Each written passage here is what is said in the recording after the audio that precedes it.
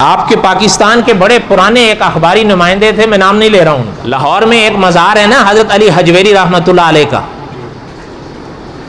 जिसे कौन सा दरबार कहते हैं, दाता दरबार। वो वहां कुछ दिन रहा था। ये बड़ी पुरानी बात, बहुत पुरानी बात। वो अखबारी नुमाइंदा था, वहां कुछ दिन रहा।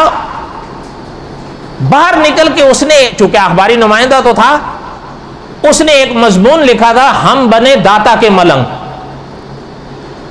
वो मजमून हम बने दाता के मलंग अल्लामा खालिद महमूद साहब रहमतुल्लाह अलैह ने मुताला बरेलवियत में लिखा है। उसी के हवाले से आप उसको पढ़ लो। उस शख्स ने लिखा है, मैं जो कुछ अंदर देख रहा हूं वो आंखों से देख रहा हूं, सुनी सुनाई बात नहीं। वो कोई आदमी पढ़ नहीं सकता।